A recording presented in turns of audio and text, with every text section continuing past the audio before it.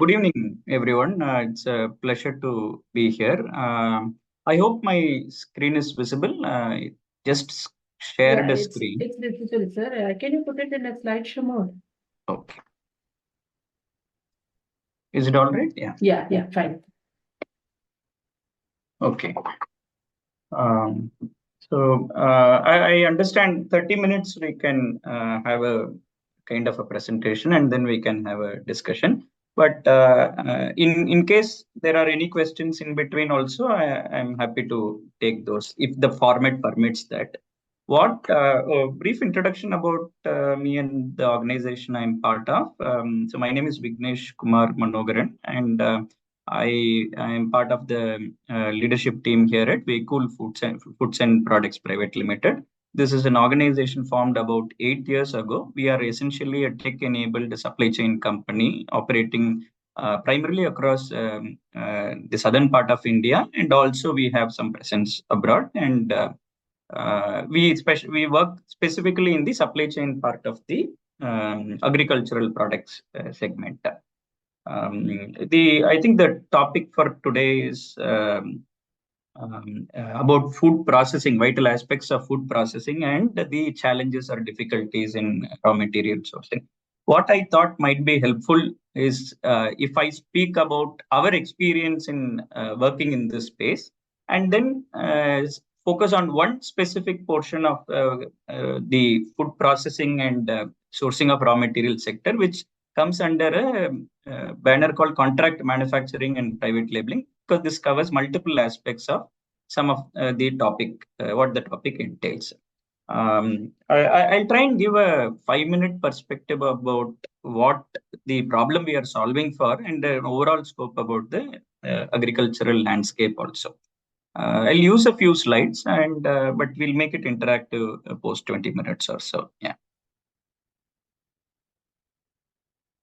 Okay, so this is our vision and mission. Our vision is to build an efficient, impactful, and sustainable platform that handles about 1% of the entire world's food. Before proceeding further, I'd like to say, see, food is a very large sector and very important sector, and also very varied sector, given the different nature of the food preferences and taste preferences which are available, which are present among the consumers, and not just in India, across the world also.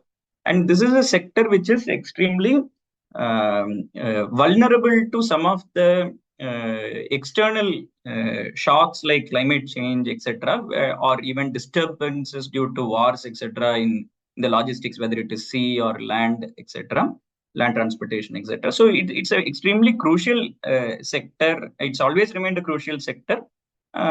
In fact, until a few decades back, food security used to be very important, even in our country. At this point, we don't worry more any time. I mean, any more about food security, whether we have enough food. But the focus is more about how do we prevent wastage, how do we kind of make the firms in this viable, how do we ensure healthy food is actually like made available to everyone, and how do we ensure that this as a sector can help in driving the engine, driving as one engine of growth for the whole country. That is where the narrative and the focus now is compared to food security. However, the same may not be said to be true for many other countries where they are still grappling with some of the food security challenges, etc. So this is a critical sector from a Indian and a global perspective as well. Uh, you see, if food is both the topics are about in there is a there is an agricultural product which is grown and there is a consumer which consumes it. Now in India, there are about 140 crore people, and if anybody might hazard a guess on how many farms we have. We have about 14 crore farms actually. The average land holding in India is about 1 hectare, and the dominant portion of the land holding is actually less than 1 acre. 1 hectare is about 2.5 acres. So the reason I say these two data points is that on one end you have 140 crore consumers, and on another end you have 14 crore farms. Now, literally, it is like one farm is to 10 people. That's the ratio. Now imagine the amount of fragment and how many products we have. Probably like, I mean, even in a common kitchen, we will have probably like 100 plus products, which are used through the year, whether it is fruits, vegetables, staples, etc. Now, each of these product moves through about 5 to 11 steps before it reaches the end consumer. And these steps are in a way referred to as some kind of processing is happening, apart from mere transfer of material from one place to another. So this involves considerable amount of complexity, and that's why the supply chain in this sector is probably a lot more complex and important than any other sector. The product is perishable, the quality needs to be taken care of at every point, and it's variable because it's dependent on climate for the growing and harvesting, etc. And all, right? Now, you will find large companies in um, the retail side of it. You will find large companies in the input side of it, like seeds or fertilizers or pesticides, etc. But one wouldn't find too many companies which are very formal and large in the intermediate stage. Why is it important to have large formalization? Can we not leave it as it is?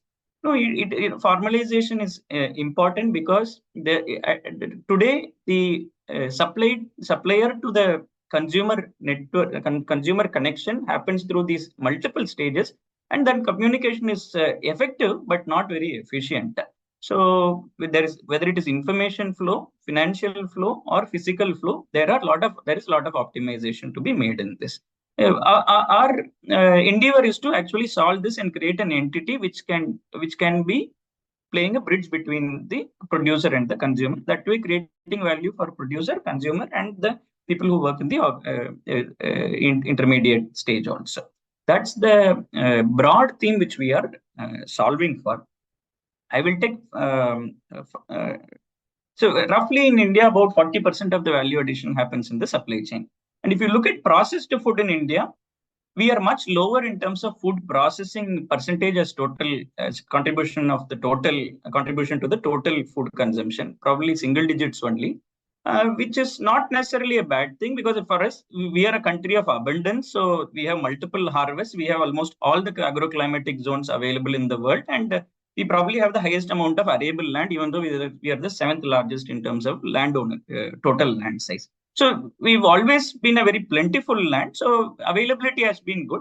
But food processing is significantly increasing these days because of need for convenience, need for varied products in different places. As people, as there is globalization, people go to different places. They carry their tastes along. So to get those products in the places where they work and where they live, which is different from where they are used to, you need your processing as a solution to cater to similar tastes. And as people evolve, the more health-oriented foods, etc., requirement is also going up. So convenience, the impact of globalization and preference for varied kind of food products as consumers' disposable income increases. All this is leading to a significant increase in the consumption of processed food. And this is also our country is also has a considerable amount of food products grown, and the demand globally is high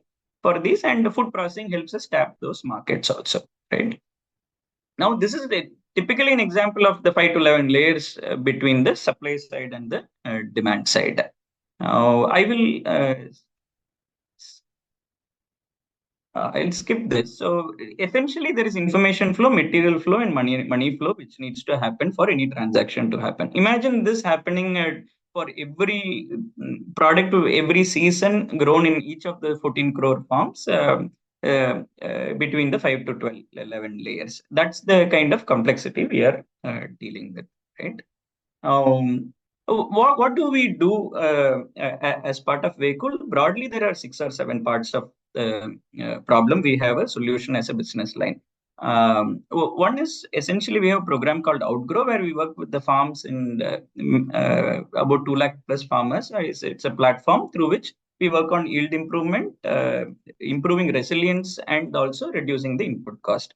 We also have our own brands, which is a separate entity, which is into staples, fresh products, etc., and also processed products like batter, etc., which are convenient, ready to cook kind of convenience type of products, paneer, batter, bread, etc. We also have a technology arm which provides solutions across this. We also have a private labeling and contract manufacturing vertical, which enables food processing for multiple entrepreneurs, whether small or large. It helps them by giving a plug and play solution for them to work with. I'll cover that in a little more detail as we go forward. And we also are quite keen on ensuring environmentally sustainable practices, whether it is related to renewable electricity, using water in a responsible way, or disposing waste in a way where it can be recycled. All these are taken care of also, right? Now, this is we have a comprehensive technology stack which is called as Sensa. That is the name under which this is there. And there is a lot of frugal automation. This is again quite important from a food processing point of view, because this is a product where the economics also always is at the back of the mind, heavy consumption product. So what we need is standardization, but at the same time, we can't kind of afford the machinery, which is always imported and expensive. There's a lot of homegrown automation and mechanization which we have experienced as is the need of the hour, and our teams have actually put in many of these automation and packing related solutions which have been developed in-house, designed in-house, and integrated through purchases from different places and modifying it, whether it is warehouse material handling or packaging or grading of products. On all of these fronts, there is a lot of scope for mechanization. On the technology front, there is a lot of artificial intelligence and image processing based interventions also. These are some of our brands. We reach towns more than 30,000 population, almost every town more than 30,000 population in the southern part of India. And these are some of our brands. Freshies is the brand which is focused on processed food. I mean, in a way, processing is value addition. Wherever there is value addition happening, whether it is cleaning, whether it is kind of grading, whether it is kind of packaging, whether it is kind of changing the form of the product, all of these in some way are processing. Depends on one's what one is focusing on. Freshies is the one where the form of the product is changed. It's changed into batter, or milk is changed into paneer, or atta is changed into bread, ghee, etc. These come under Freshies brand. This is the farmer engagement part of it. Let me not spend too much time on this. Okay, at this point, I will pause and can I continue with the next segment of my presentation? Sir, you can continue, sir. First, you finish your presentation. Later, I'll take up questions. Okay, fair enough.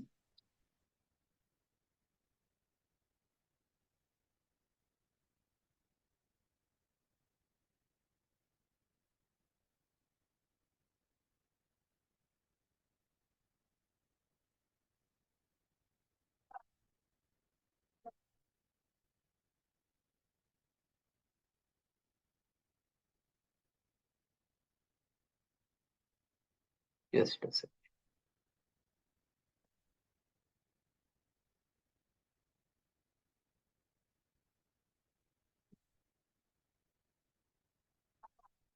Is my screen visible now? Yes, it is visible. Okay, I'm just playing a 2-minute video. It might be helpful to just get some perspective of what contract manufacturing and private labeling is about. In a nutshell, this is about essentially helping somebody launch a processed food product by providing them the complete backend services where they can source multiple raw materials or ingredients. There are more than 250 varieties of ingredients in the dry staples segment itself. And then after sourcing these ingredients, these can, as per required specifications, one can either use it for their own processing in case of kitchens or snack manufacturing or spices powdering, etc., or cloud kitchens, etc. Or if they are focused on getting a consumer brand launched in this, they can actually pack it in their own brands, taking help on design of packaging, etc., and reach out to the market, focusing on marketing and branding. These are the two broad solutions which are provided in this segment. Let me play this video at this point.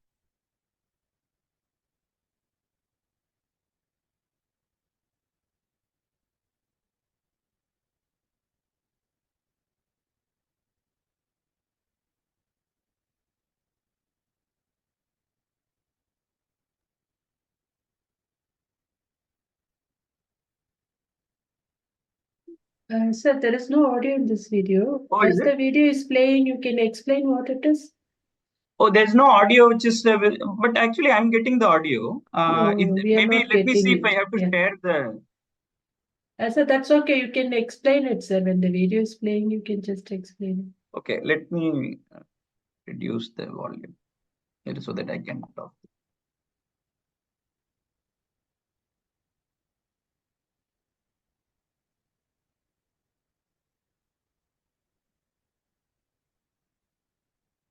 The text is there below. I think it is similar. it. Okay, okay.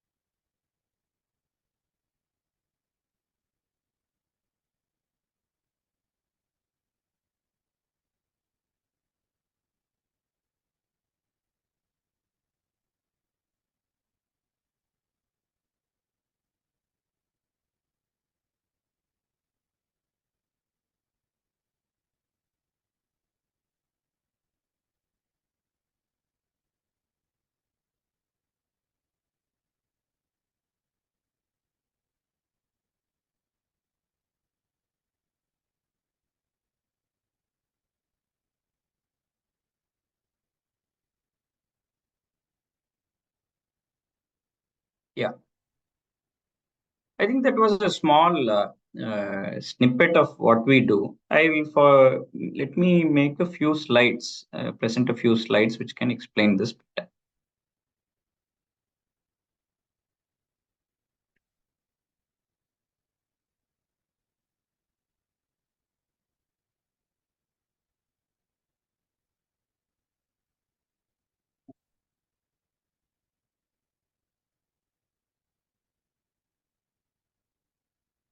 Is the screen visible?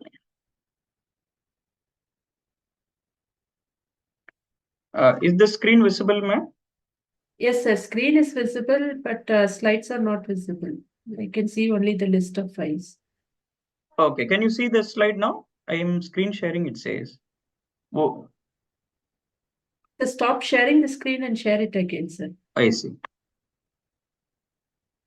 Uh, okay.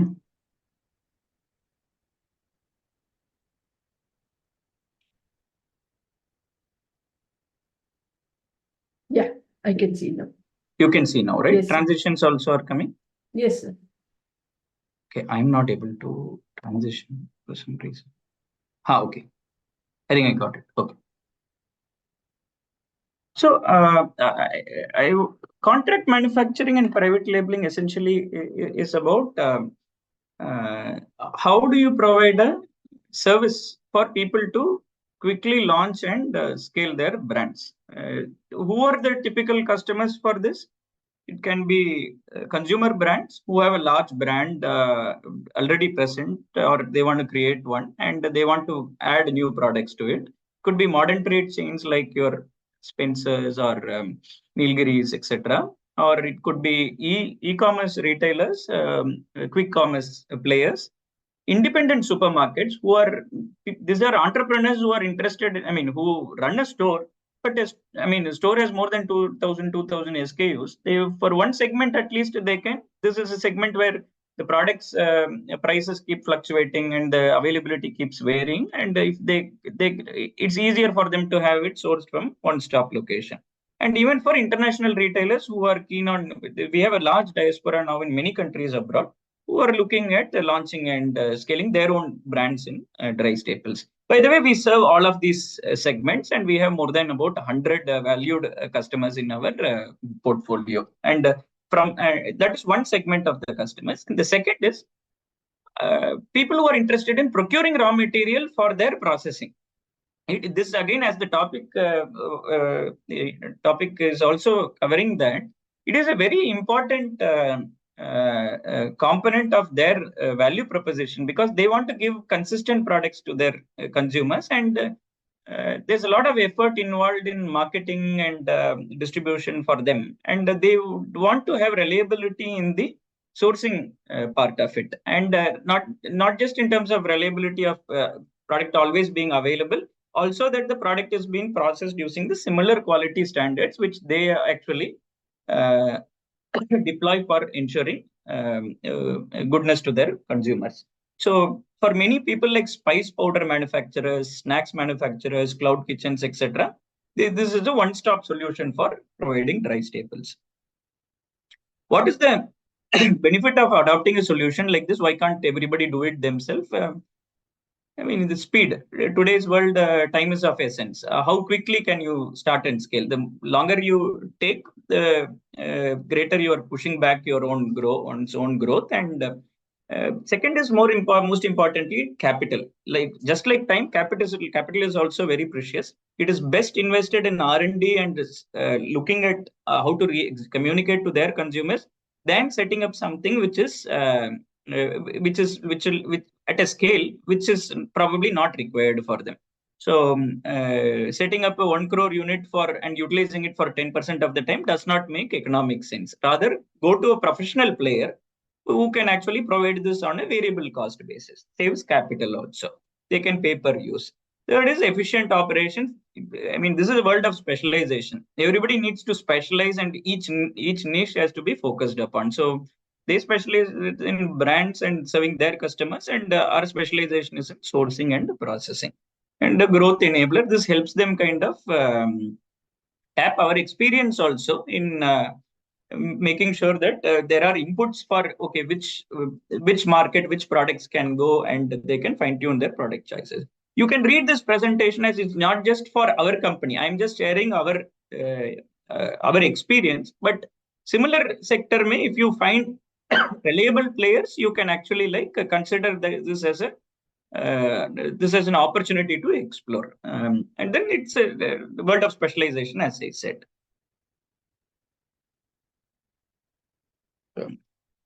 So these are the services we offer.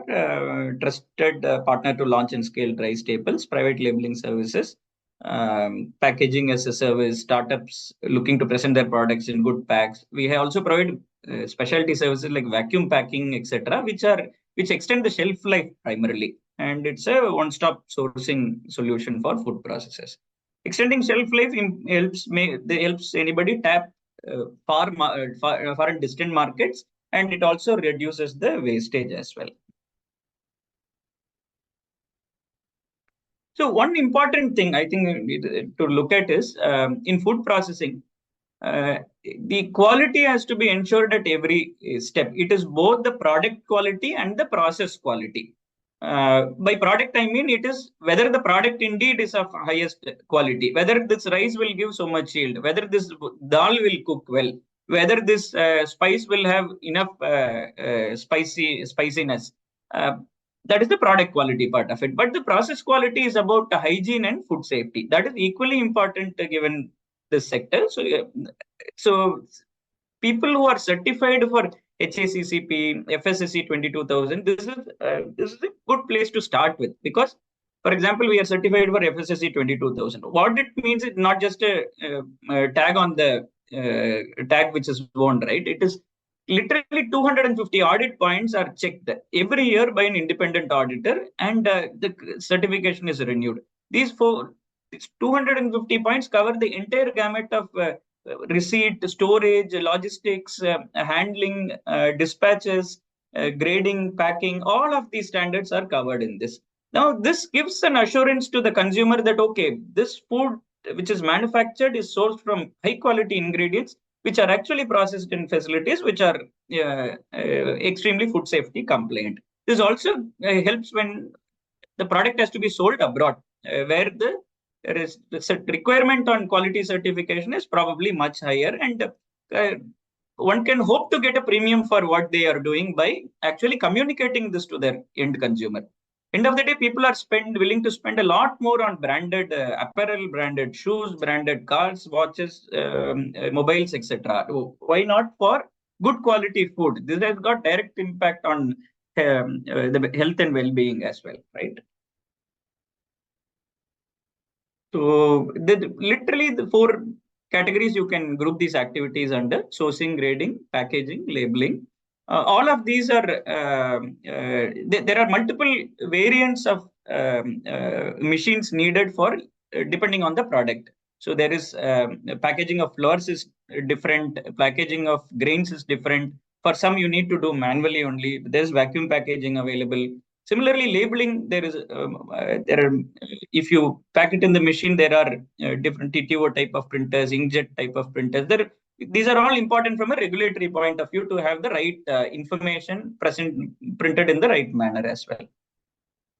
And for grading, there are technology solutions available which help ensure that the product quality is correct. So we even have a product called iGrade, where you take a visual of the product and upload it, it will give you the grade of the product. So this becomes an objective way of assessing whether the product is satisfying the physical parameters which are defined or not. These are all the different categories of products which are handled: rice, pulses, flours, cereals, specialty staples, spices, millets, etc. There are again in this these are the typically used items, which itself is probably more than 200 items. But there are many specialty products available in the country.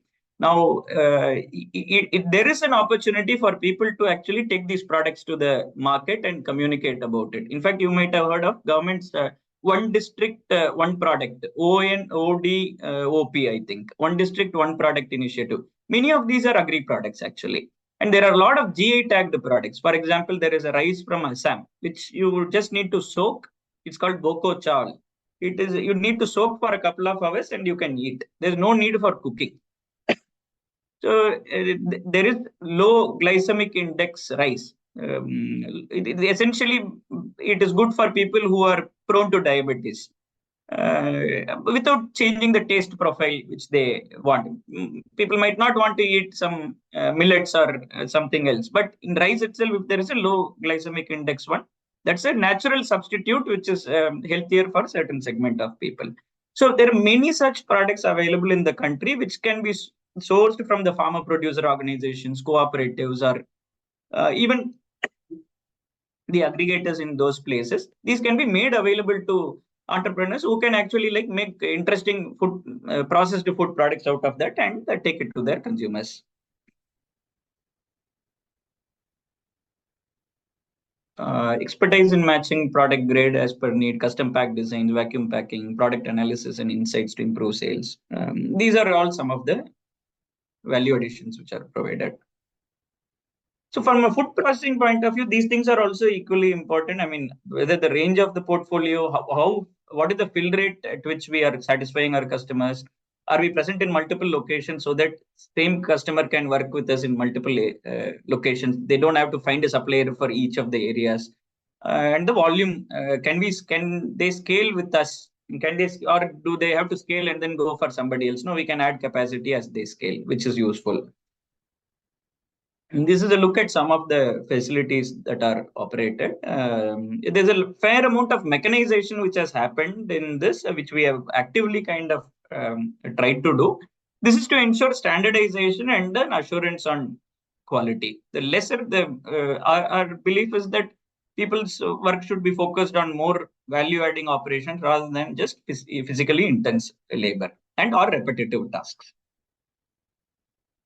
These are some of the machineries you may actually find useful as you get into food processing, or you may want to know about these. These are from a cleaning and grading perspective: printing machinery, packing machinery, inline weight checkers, which make sure that the weight is actually within the norms as defined by regulation, and metal detector machines, which will make sure that high severity risks like metal particles in food products, etc., are detected, and no such product actually finds its way to the consumer. Detailed checklists and SOPs are available in each of the units, and we have wherever required, manual packing lines are also available. This again is something very important. We believe every food processing unit should also have uh, a well-equipped, reasonably well-equipped lab where they can actually test it for themselves, whether the products they are uh, providing to consumers or meet the standards or not. Apart from tying up with external labs for high criticality and expensive tests. These are some of the examples of products which we offer to our consumers. Some of different pack sizes, different products are offered.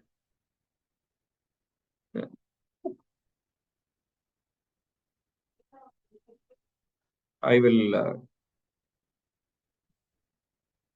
I'll take a pause now and. Thank you very much, sir, for a wonderful presentation. I will take up the questions from the participants now.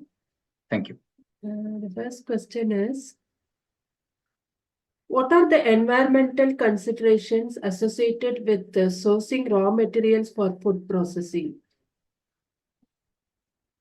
Can the person explain a bit more when you say what are the environmental considerations? Is it? Yeah. Can the person speak up? Might be helpful to just No, get sir, a little more. they are live there. They are listening to you. Maybe they will post a connecting question. I will read out the next question, sir. Okay. Okay. We'll come back to this. Yeah. Yeah. I just wanted to understand what they had in mind on environment. Okay.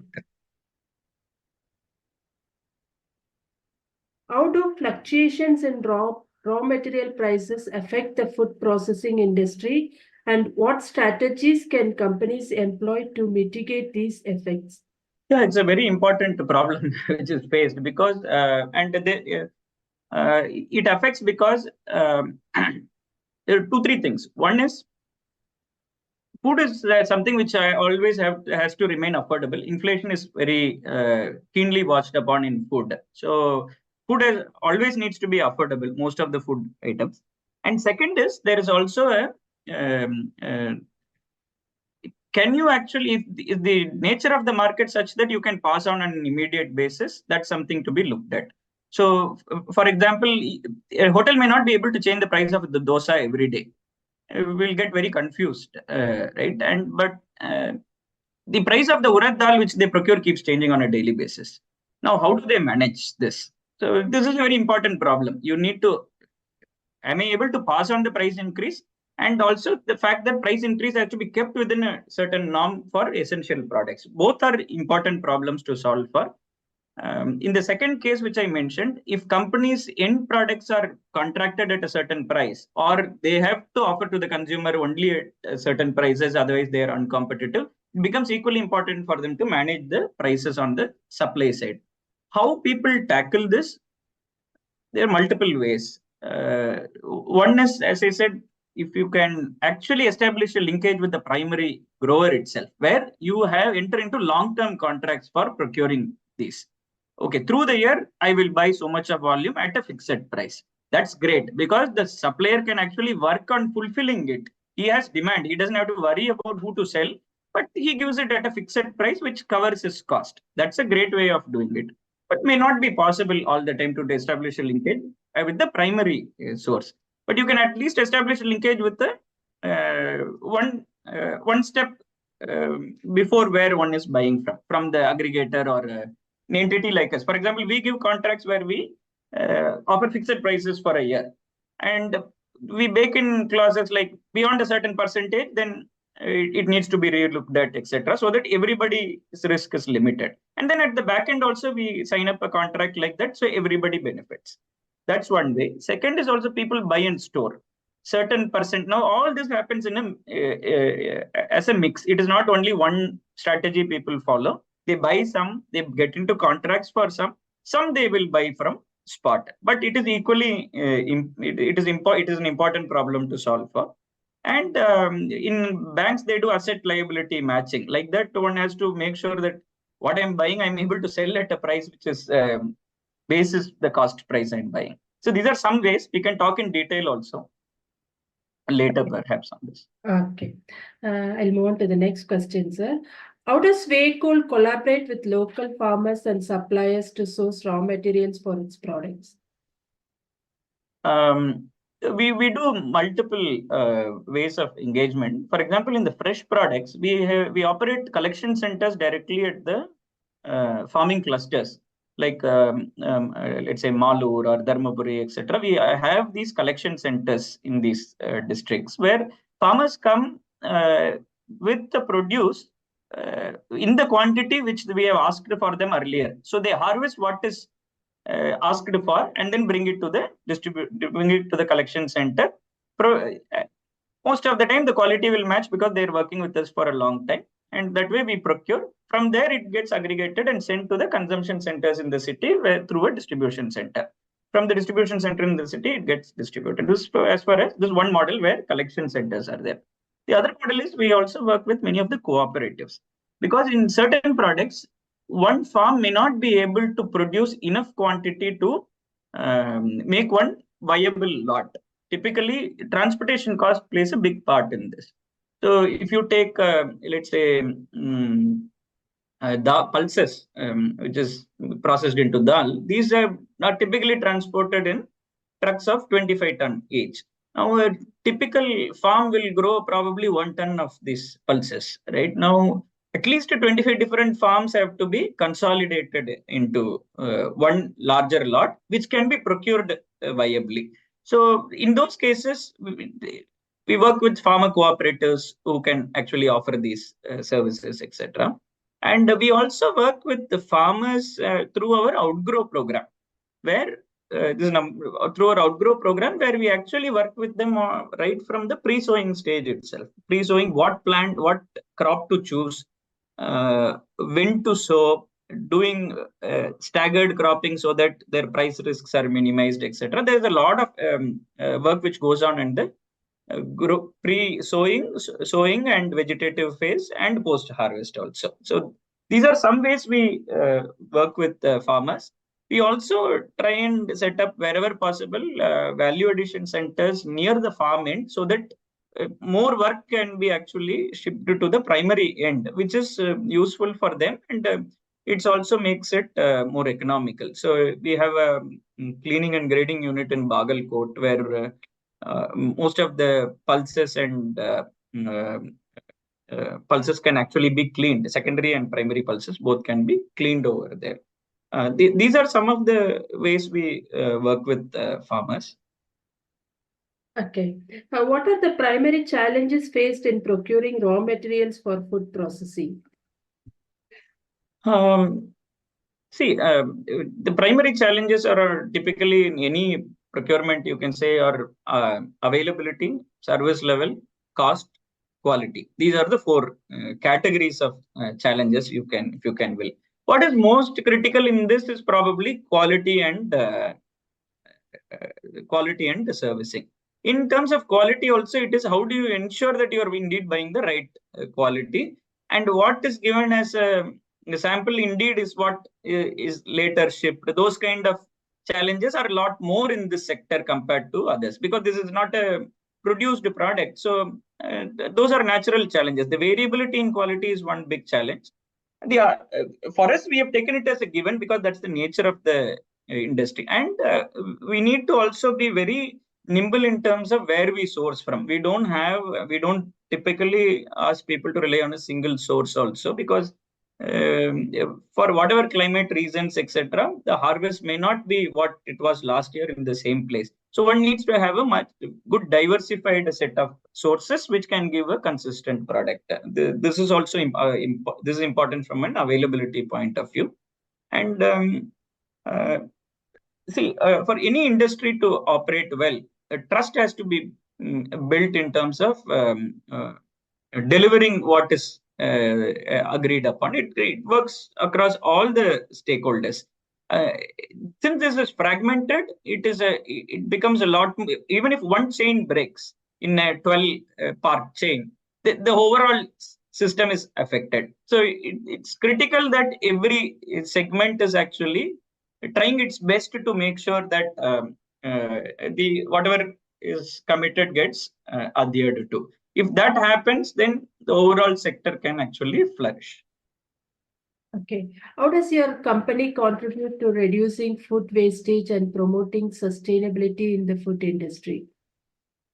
It's a very important, close to our heart topic. Actually, we consider these environmental initiatives as essential for business itself.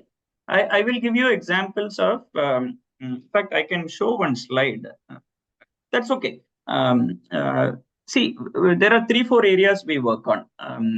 One is we have a farm, demonstration farm in Bagalur near Hosur, where the entire 4-acre farm practices regenerative farming. What I mean by that is essentially no external inputs are used. Whatever is required is actually grown from the earth and fed back to it. The farm harvests rainwater. The rainwater is irrigated through a solar pump. There is fertilizing plants are actually grown there.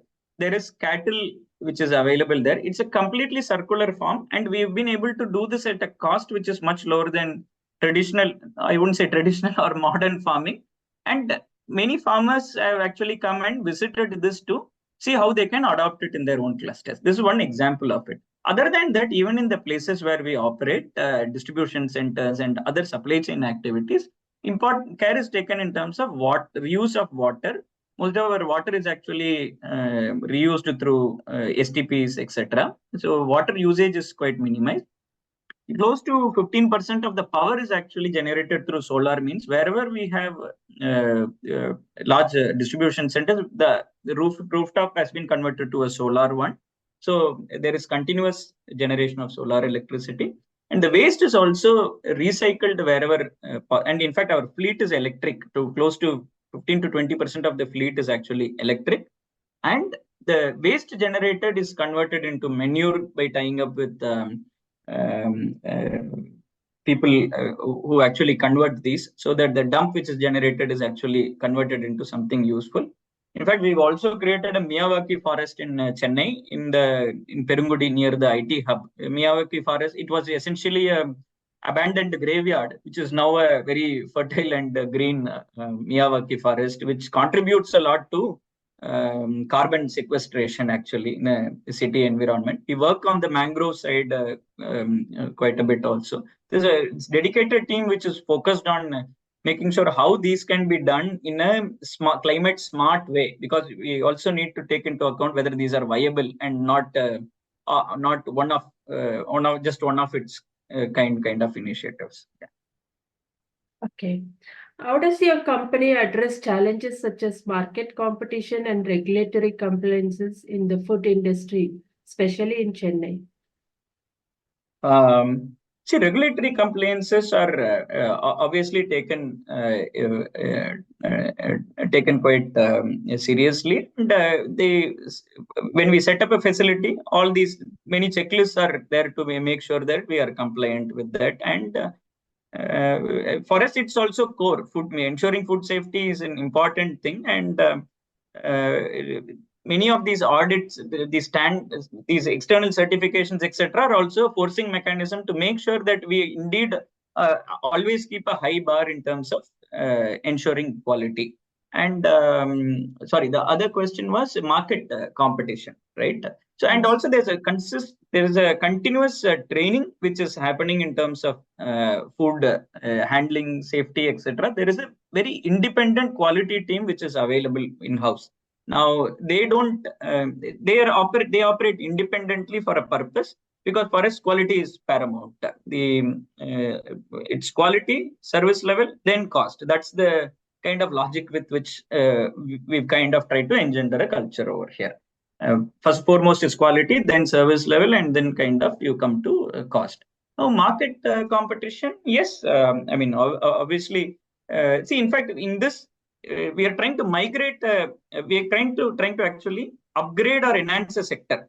It is these products. Many of these products or services have been available, but we are trying to do it in a way which is more formal and more efficient. So there is a competition with with many players in each business line competes with different players in this. We both informal and some formal players also. We consider it healthy. The more people actually come in, as long as ethical practices are followed, I think it's healthy to have good competition. It will help migrate an important sector to a higher standard. Okay, I have completed the questions from the participants. We have one question pending, sir. Yeah, I've the not first one. received any explanation for that. Would you like to take it up again, sir? I think it was about the environmental considerations in the sourcing of raw material. Yeah. I don't know what the person meant, but what I can say is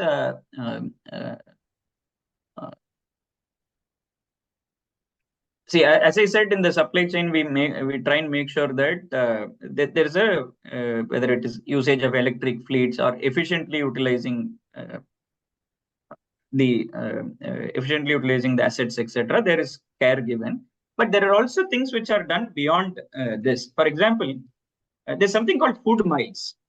Okay, this is interesting. See, previously one used to grow what is needed within probably like 20-30 kilometer radius, only that used to get consumed. Now, why there is so much of transportation, etc.? Because people are in different places and then product has to go to the person. Now, in fact, there is an instance where, and the supply chain is so complex that sometimes what is grown in Uti, in Nilgiris, actually goes to Chennai and then comes back to Nilgiris. Because Chennai, somebody is actually like aggregating multiple products and then sending it back to Uti. And this is just one of the products. So they want it full. So it goes to Chennai and then it comes to there. The point I'm trying to make is food miles is something which is how much you transport food is actually as an environmental footprint. Now, we've tried to actually see whether we can grow near the consumption areas itself so that food miles are minimized and food waste is minimized. The more you cut down on food waste, the less your environmental load is, because that much less has to be grown, that much less has to be transported, etc. The closer it is grown, the less the environmental load it is. And these are two macro ways in which these food waste is the activity is eliminated, whether it is transportation or growing itself can be minimized by being prudent about it. And obviously, when we do it, let us do it responsibly by running the trucks efficiently or storing it such that there is not much of wastage, etc. So those are some of the ways we do this. And in some cases, there are supplier audits, etc., also, which are done to make sure that if it's a very complex operation, enough care is taken on the environmental side. Okay, thank you very much, sir. We have now completed the round of questions. On behalf of agricultureinformation.com, I'd like to thank Mr. Vignesh Manogaran for the talk and for answering the questions. I'd like to also thank all the participants in the meeting. This meeting will now be closed. Okay, thank you very much. You're most welcome, sir.